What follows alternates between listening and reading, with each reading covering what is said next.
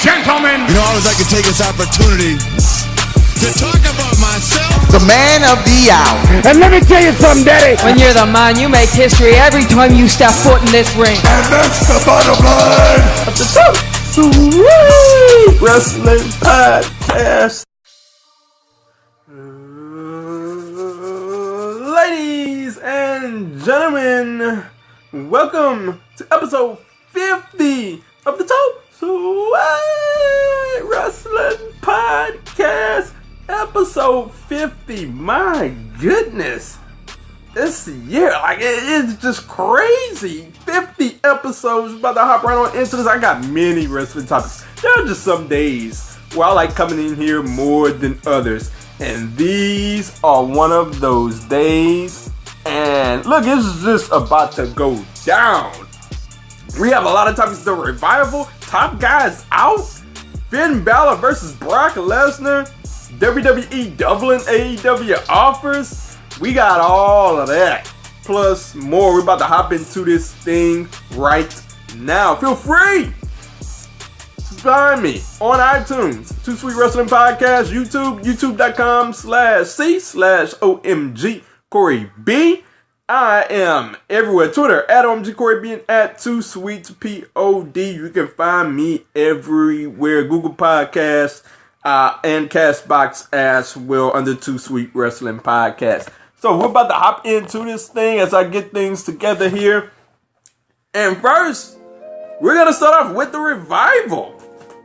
Top guys out. So I'm scrolling through Twitter a couple of days ago, and I see that the Revival have asked for their releases. Man.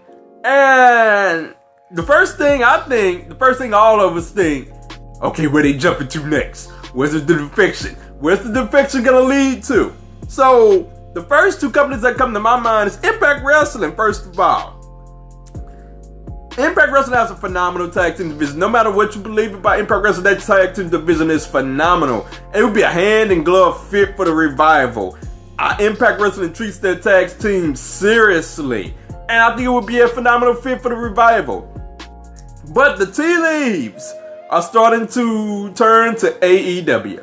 All Elite Wrestling, all of the tea leaves are starting to turn there as to where the Revival will go. And look no further than a couple of months ago when the Young Bucks said, on Twitter, they posted, the Young Bucks will wrestle the Revival one day. Remember this tweet. Then the Revival came back and said, the Revival will wrestle the Young Bucks one day. Remember this tweet. So there's been a lot of back and forth. The FTR, the F the Revival, the FTR trademarks. There's been a lot of back and forth with these guys. So there's been a lot of tea leaf reading as to where the Revival will lead to next. And first, before I even go on, I will credit the story. Sean Rossap, Fightful.com first brought it up that the WWE was worried about the Revival wanting out. And then Bodyslam.net came out and said just flat out that the Revival have asked for their releases. So the credit goes there. But moving on, looking at the Revival, look. If you can find money comparable to WWE, then why not? I see why they're asking for their releases. However, on WWE's side, if I were WWE, what would I do? Look, I ain't letting them out of their releases. I'm sorry. I don't care what you think or how mad you are. Look, you're just gonna have to stay in these contracts. You sign the contract. If I'm WWE, I cannot let them out of their releases. As you see me pound my fantasy football title, I just pulled it out of the closet just to pull it out. But I cannot set a bad precedent. If I let one person go, and I let the Revival out of the releases, then it's gonna start a chain movement. Everybody's gonna start asking out of their releases, and I just cannot have that happen. It sets a horrible precedent. And I just cannot start with the Revival. Now, there's something to be said that, you know what, it's not cool to hold somebody hostage while they really want to leave. No, that's not cool, and this is going to be a running theme for most of the topics that I have here. business is business. And at the end of the day, the Revival signed the contract. So at the end of the day, the WWE has the right to say, look, we can't let you out of these contracts. This is what we're going to do. This is what's right for us. So we got to do what's right for us. So I'm talking about what I would do if I were WWE. If I were the Revival, look, I would just play this thing out, ask for my release, that's fine. But I would play this thing out. And then once I get on the market, if AEW is offering me money comparable to WWE, to which if we go back to Chris Jericho's words, Chris Jericho said that AEW, All Elite Wrestling, offered him or gave him the richest contract that he has ever received. And Chris Jericho is not one of the old school wrestlers that comes on radio shows and BS people. So I take him at his word. So I'm pretty sure the Revival can find money comparable to WWE, if not make more. If they can find that, then I'm throwing up the deuces. I'm out if I'm the Revival. And that's what I think they're gonna do. We'll see. But if the Revival can find that, then I'm out, because it's no big secret that those guys have been horribly used in WWE. Because at the end of the day, if the Revival are used decently, if they are not treated like a joke, then this is not a story. I bet that this is not a story.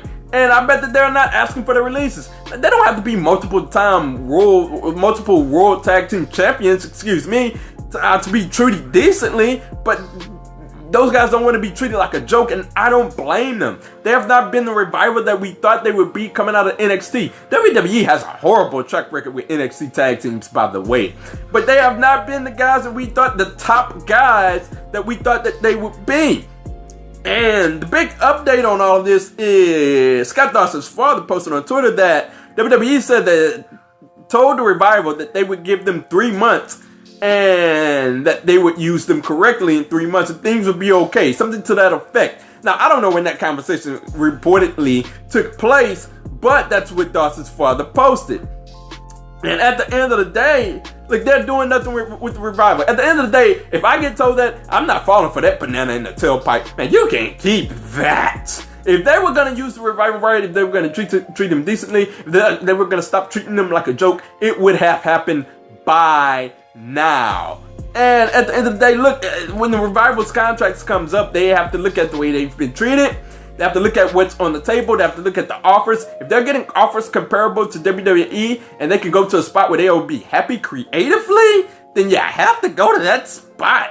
If that's All Elite Wrestling, then you have to go to All Elite Wrestling. At least that's what I would do if I were the Revival. If I were a top guy, say yeah. So, moving on. We're going to move on to Finn Balor versus Brock Lesnar. Balor versus the Beast. How about that? Man. See everybody getting all excited. I'm going to get to that in a little bit. But as an aside, Finn Balor versus Vince McMahon. I really thought that was a work shoot. Because we have Finn Balor said that you never believed in me. They believe in me. Vince McMahon said that, you don't have enough beef. And like, I don't get that. Like, first of all, when Vince McMahon said beef, I just bursted out laughing. That's like, where's the beef? That's like, I don't know if you kids get that old school Wendy's commercial reference, but that was a commercial that says, where's the beef? And that's like Vince McMahon in the ring telling Finn Balor, well, where's the beef? And part of that is true because Vince McMahon likes the big guy. His ideal guy is the 6-foot guy that has the look, that can wrestle decently, that can move around decently enough in the ring, that has charisma. That's just his prototype. I'm not saying he's right or wrong about that, but that's just what he likes. Now, they gave Finn Balor the Universal title, and there are instances in history, in WWE's history, in WWF's history, where the smaller guy has been the man, no doubt. But Vince McMahon's, obviously, his prototype, his preference is the big guy. So there was some truth to those words, to that little bit of back and forth with Balor and Vince McMahon. But to Balor and Brock Lesnar, look, we go from the believability scale. Look, you can make a small guy versus a big guy, very believable. I don't know where we got to in 2019, 2018, or wherever, to where we stopped believing that the small guy could overcome the odds and beat the much bigger guy. I don't know where that fell off. That wasn't a thing in the 90s amongst fans. Like when a smaller guy got in the ring with a big guy, it was just a wrestling match. Like in these days, I hear, well, he wouldn't beat him up if it was a real fight. Well, it's not a real fight. It's wrestling. And it's an art form. And we can do things within wrestling to make it believable. Like you can use, I seen multiple people, so I can't just credit one person. But multiple people said that Finn Balor can use the demon gimmick to go to face off against Brock Lesnar, and that'll make it believable. And how about that for $1? I suspend belief for things more or less in wrestling. I'll suspend my belief for that. Like, that's a good storyline. Also, I'll use the fact that Finn Balor can use his speed versus Brock Lesnar's power.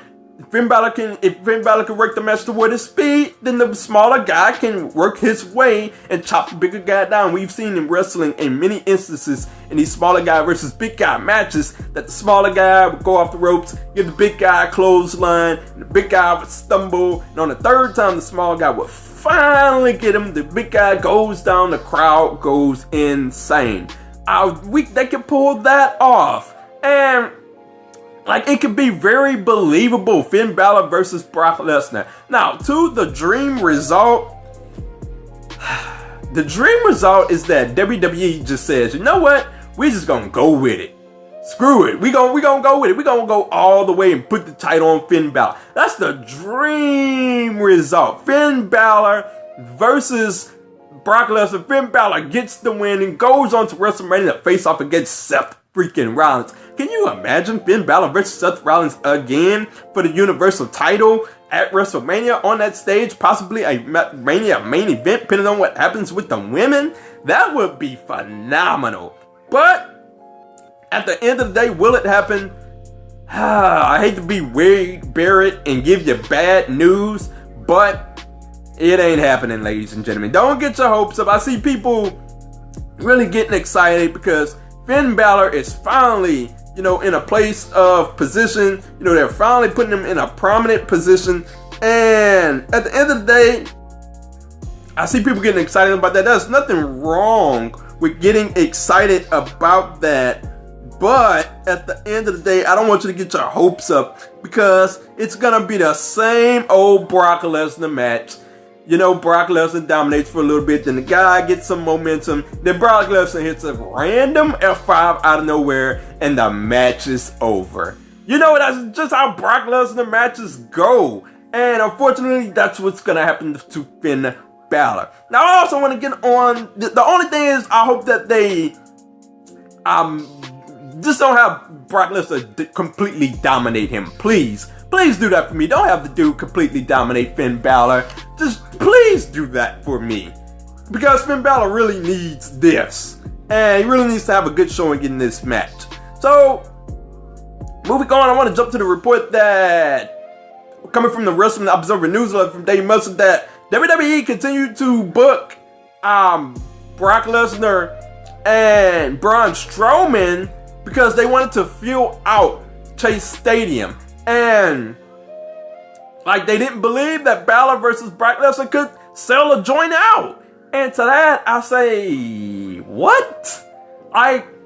You have to put in your wrestling intuition for these reports. It's reportedly, but I sincerely, genuinely think that WWE doesn't think that Finn Balor versus Brock Lesnar is a true draw. I sincerely think that. And to that, I say that you look at the Royal Rumble card, just tossing the Royal Rumble matches aside.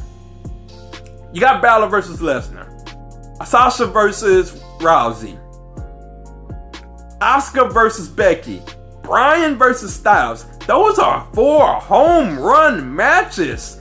And at the end of the day, yes, Balor versus Lesnar could have sold, and it would have sold out regardless.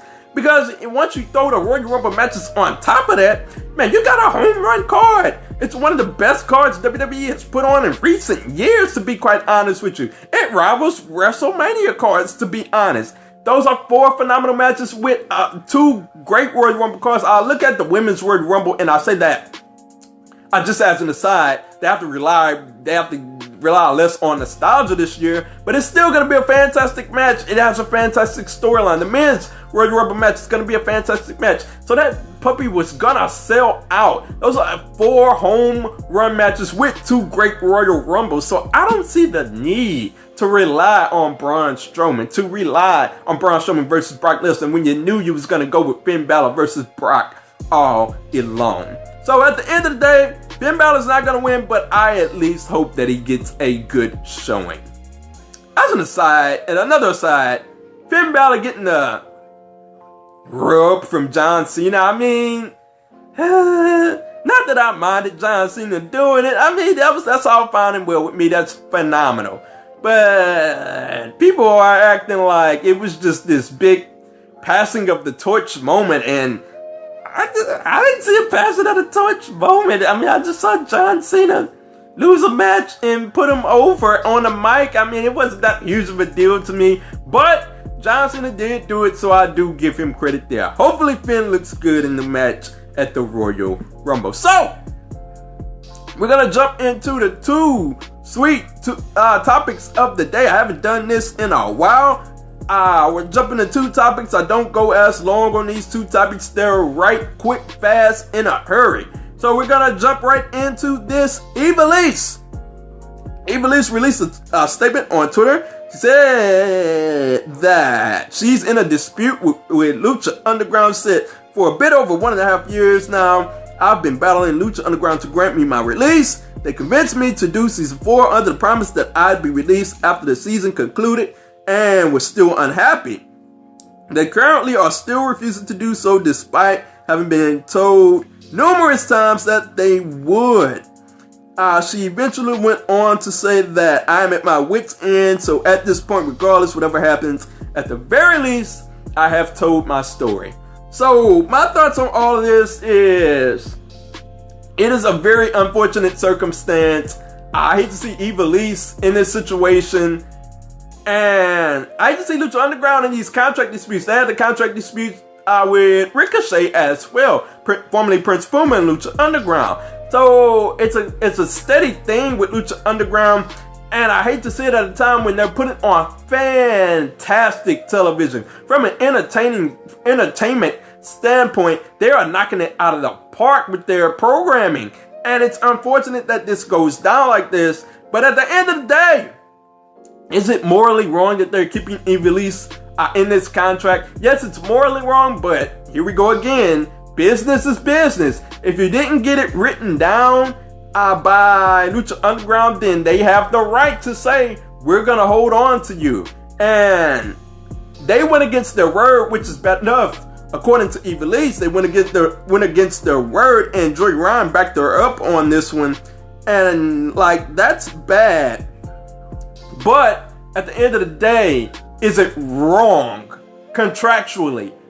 And I gotta say that it is not wrong contractually, because there's nothing written down that they have to release her. At the end of the day, Ivelisse should have jumped ship when everybody else jumped ship before this latest season of Lucha Underground took place. But it's so sad because she wanted to be a good soldier. She wanted to ride for Lucha Underground. And for that, she gets this for her troubles. So Lucha Underground is not in the wrong contractually, but it's wrong morally to host one like this. But at the end of the day, hey, business is business. And at the end of the day, I hate to see Ivelisse caught up like this, but it is what it is. So moving on to the last 2 sweet topic of the day, Ryan Satin of Pro Wrestling Sheet has reported that Mike and Maria Kanellis has reportedly asked for their release from their contracts from WWE. And this comes on the heels of the Revival asking for their release as well. This is primarily the reason why I said that that WWE, from their standpoint, they can't grant the Revival their release, because then that is going to set a horrible precedent. And at the end of the day, they cannot grant Mike and Maria Kanellis their releases either. But it's so crazy because Mike and Maria debuted and they came from Impact Wrestling. They had a pretty decent run in Impact Wrestling. I liked them there. And They debuted there for WWE, and I think that was definitely at a pay-per-view. I want to say Money in the Bank, but I'm not entirely sure. But he's been rarely used, and I can understand where they're coming from, why they want their releases. And at the end of the day, I hope they eventually move on and find bigger and better things. But here we go again. Business is business. And if I'm WWE, I'm saying, look, I'm sorry, but I can't grant you your release. So, I mean, business is business at the end of the day. Hopefully, Mike and Maria Kanellis finds better things moving forward when they eventually get out of their contracts. So, moving on. We got some MLW news and some Ring of Honor news. Two companies that I try my best to keep up with, but it's so hard because there's so much wrestling to try to keep up with. And on top of that, I do reviews every week, reactions, and a podcast every week. I'm uploading, I'm editing. And man, by the end of the week, I'm just shot going into the weekend. That's why I'm pretty much on YouTube. There's barely a lot of content on YouTube for me for the weekends because my body is just worn the heck out. But MLW Ring of Honor has signed Rush from MLW. Rush was slated to be at MLW's, one of MLW's biggest shows. The wrestler is world renowned in Mexico, had a fantastic feud with La Park, and MLW was bringing that to their company, and they were gonna bring it for Rise of the Renegades, their special for WrestleMania weekend. And Ring of Honor snatched them up and signed them to an exclusive deal, and Rush is no longer working for MLW.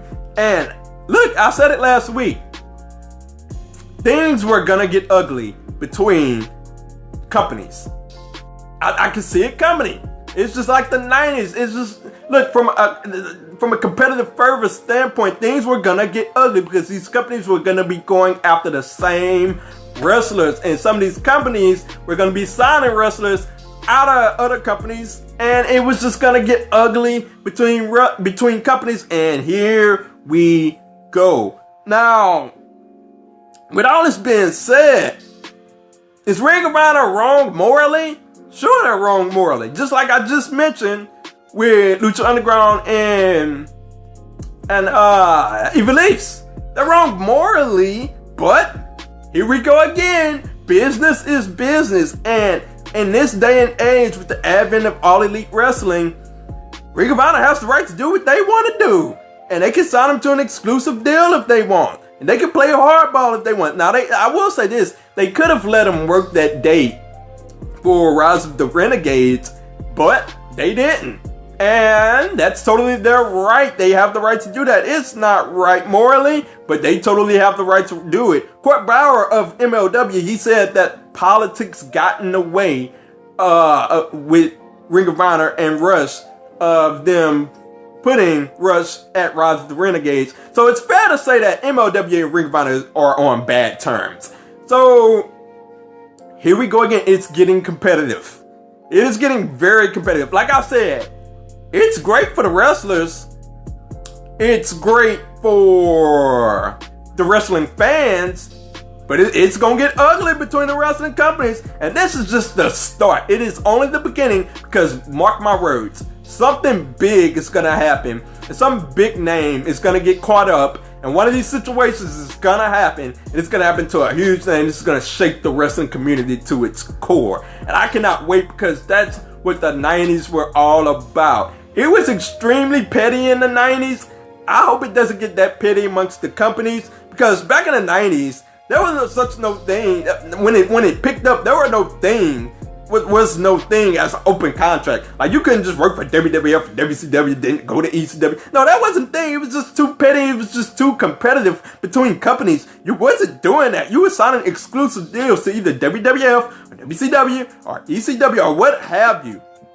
So, open contracts being a thing is a fantastic thing in this day and age, because we get matchups that we've never seen before in these companies. But I think going into 2019 and beyond, I think it's going to become a survival of the fittest, and these companies are going to be looking at each other. They're not going to want to sign open contracts so that company like an All Elite Wrestling can get a leg up, and they're gonna start signing exclusive contracts. I think this isn't the first exclusive contract, and it most certainly will not be the last. So moving on to the other topics, we have Bobby Lashley. How about that? Bobby Lashley is your new Intercontinental Champion. Bobby Lashley. What a shocker. Like, I'm watching Seth Rollins versus Ambrose. Bobby Lashley, I'm thinking, okay, Dean Ambrose pick up the win here. This will be the end of the Ambrose-Rollins feud. Rollins will move on to the Royal Rumble, and eventually he'll move on to Brock Lesnar for the Universal Championship. And surprise, surprise, Bobby Lashley picks up the victory. So, looking at the situation, I'm not sure if it's the quote-unquote right thing to do, because where does Dean Ambrose go from here? Dean Ambrose went from a psycho, just a psycho look in his eyes. He went from probably the best character in WWE. Then he turned heel on Seth Rollins, and he was the most interesting thing in WWE. You wanted to see what was next for Dean Ambrose, and I was eating out of the palm of his hands. He wasn't even saying anything, and I was like, man, this is so good. And once he said a few things, it was still good. And then eventually, that feud just started to erode, and Dean Ambrose really started to erode. His heel turn started to go down a pipe fast, and I have no idea where he goes from here. But it is great for Bobby Lashley. I'll say that much. Bobby Lashley, it's a great thing for him because Bobby Lashley needed something. Like, they needed to start taking him seriously. And sometimes the win is what gets you over the top. Like, sometimes getting that championship win is what puts you over. And I know that sometimes there's a case to be made that people are making that, okay, man, what has Bobby Lashley done? Like, he doesn't deserve it. And I understand your point, but sometimes winning that championship is the thing that gets that starts your momentum, that gets your momentum. And I can very well see this being the case for Bobby Lashley. And hopefully they can start taking him seriously like the destroyer that he is. So moving on, I'm watching the match, and Bobby Lashley, the 3 count happens, and the first thing I do is jump up for 10 to 15 seconds because, look, as a black man, I'm caught up in this thing to where I want to see a brother win the WWE title again before I die. Like, I at least want to see a brother win what WWE considers to be their main title. I want to see him hoisted above his head before I leave this earth. Like, I don't want to have just The Rock. And like, you mean to tell me that you got to be an all-time great to win the WWE title? Like, I want to see somebody else win it for once. So until I get that dream to happen, like, this happened, and the first thing I thought about, and it's sad, first thing I said was, man, when was the last time a brother held a singles title in WWE?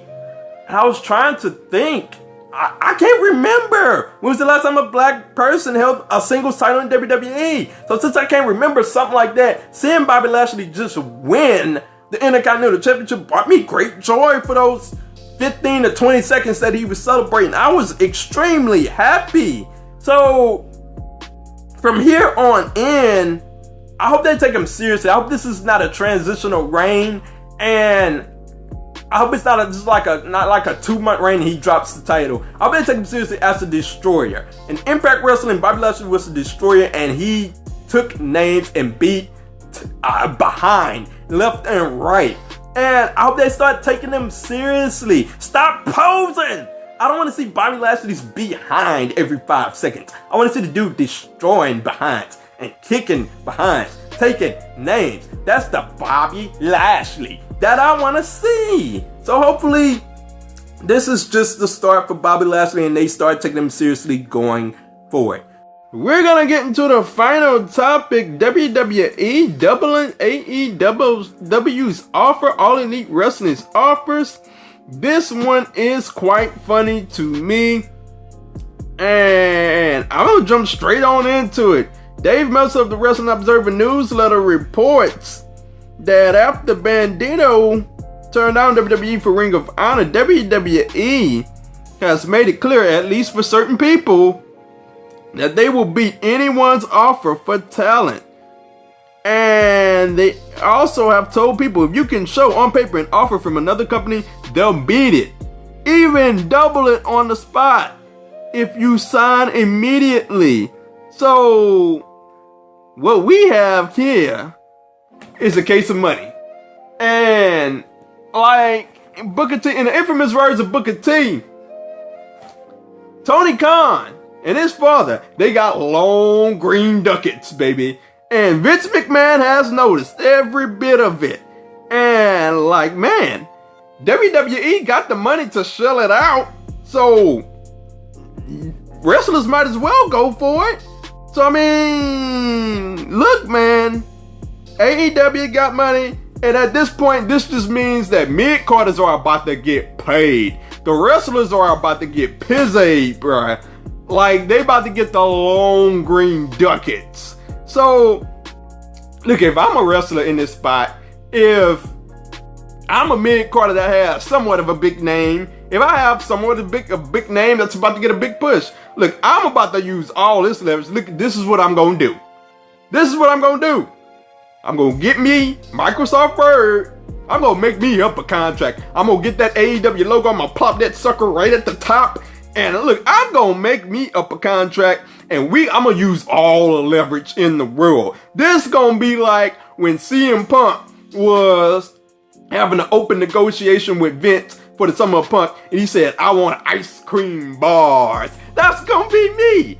Going to Vince McMahon. I'm going to be like, look, Vince, I got Cody on speed dial. I got Nick and Matt on speed dial. We about to do this right now. And I'm going to have them on speed dial. I'm going to have them on speed dial. And I'm going to have them saying, look, Vince, they're going to give me $10 million. I need you to up your pay. So I'm going to use all of this leverage that I have. I'm going to be Dr. Evil in there. $10 million. That's going to be me. I'm going to use all the leverage in the world. So, as it pertains to the wrestlers, I am pro wrestler. I hope all these wrestlers get paid. I'm for the wrestlers that's throwing their bodies on the lines night in and night out. I hope they get all the money that they can get. And with the advent of AEW, All Elite Wrestling, it's looking like they about to get the money because we got another billionaire in the business. This is just like the 90s. Now, this report, it doesn't necessarily have to fully be true, but just go back to the 90s. WCW came along, Ted Turner came along with all that money, a billionaire. They started to give guaranteed contracts, the first guaranteed contracts in the history of wrestling. Changed professional wrestling. And I hope people start to see that, look, this is a good thing for wrestling. If people are getting paid more, then so be it. It's time to stop that. Brock Lesnar is the one getting paid all of the big bucks, and everybody else is just getting what they get. How about some of the wrestlers that's putting their bodies on the line? How about everybody get in on that Fox money that WWE has, that Saudi Arabia money that WWE has? Like, they should get on in that too. I'm looking on Periscope right now. Yes, this is a belt. This is my fantasy football title. But wrestlers should get in on this money that WWE has. And at the end of the day, I hope they all get paid. We'll see how it all turns out. Let me know your thoughts on this situation. All Elite Wrestling, them getting paid double. These wrestlers getting paid double, reportedly. Finn Balor versus Brock Lesnar. And you can see my podcast on Periscope. Periscope has been giving me the business lately, like just problem after problem after problem. But find me on YouTube at OMG Corey B, and on Twitter at OMG Corey B and at 2SweetPod. You can check out the full podcast there on iTunes as well at 2Sweet Wrestling Podcast. I am out.